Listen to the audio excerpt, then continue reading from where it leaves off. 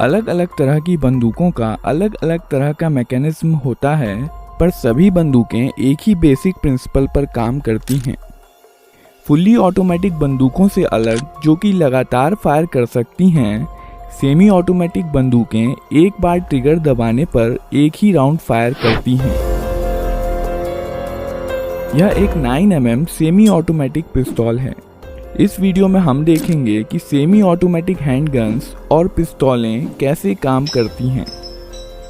यह एक कारतूस या कार्ट्रिज है। इसे मैगजीन में लोड किया जाता है, जिसमें स्प्रिंग और फॉलोअर इस पर दबाव बनाए रखते हैं।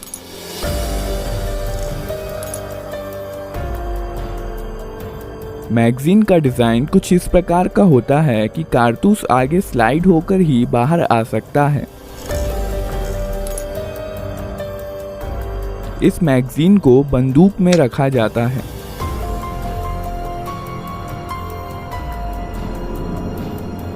यहाँ पर बंदूक के अंदर के महत्वपूर्ण पार्ट्स दिखाए गए हैं। बंदूक को पहली बार फायर करने के लिए रिकॉइल स्प्रिंग के अगेंस्ट स्लाइडर को हाथ से पीछे खींचा जाता है।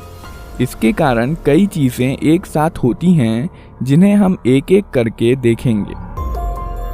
स्लाइडर के मूवमेंट के कारण हैमर पीछे आता है।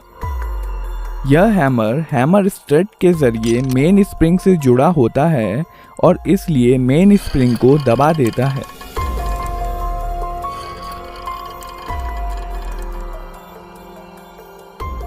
यह सीयर है। यह हैमर के मूवमेंट को कंट्रोल करता है।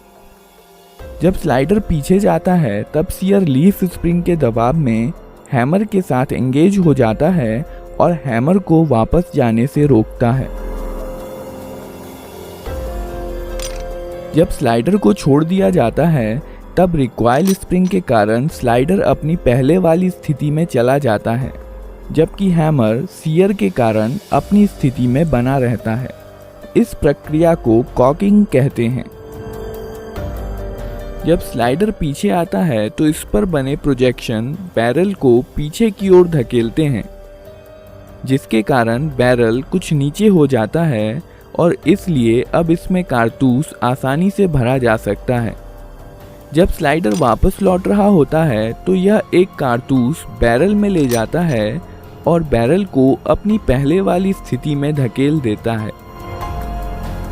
कारतूस का पिछला हिस्सा एक्सट्रैक्टर में फंस जाता है, जो कि स्लाइडर से जुड़ा होता है। पिस्तौल अब फायर करने के लिए तैयार है।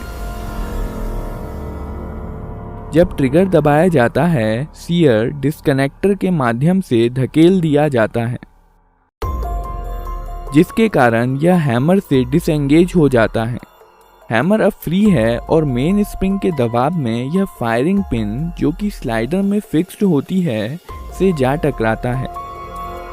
बदले में यह फायरिंग पिन कारतूस के प्राइमर पर स्ट्राइक करती है।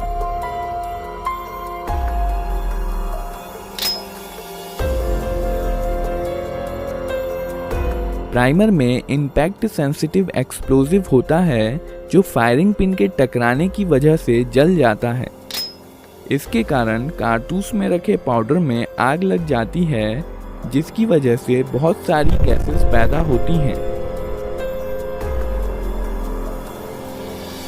और इस प्रकार बुलेट के पीछे की जगह बेहद हाई प्रेशर गैसों से भर जाती है।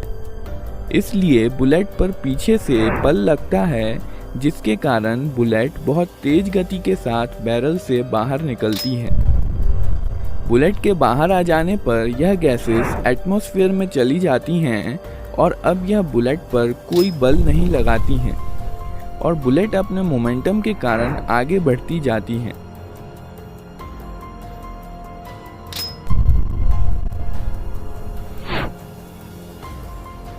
बैरल में कुछ लकीरें और खांचे बने होते हैं, जो आगे बढ़ते समय बुलेट को स्थिरता के लिए घुमा देते हैं। यह गैसें बंदूक पर भी समान और विपरीत बल लगाती हैं, पर चूंकि बंदूक काफ़ी भारी होती है, इसलिए इसका एक्सेलरेशन बुलेट के मुकाबले काफ़ी कम होता है और इसलिए यह पीछे की तरफ ज़्यादा गति प्राप्त नहीं कर पाती। विस्फोट की कुछ एनर्जी स्लाइडर को पीछे धकेलने में इस्तेमाल हो जाती है। केस या खोखा स्लाइडर के साथ पीछे आता है और इजेक्टर की मदद से बाहर निकाल दिया जाता है।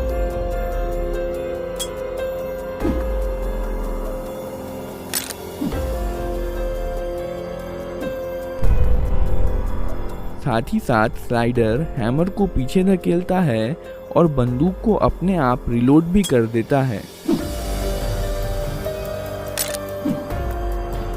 और अब बंदूक अगला राउंड फायर करने के लिए तैयार है।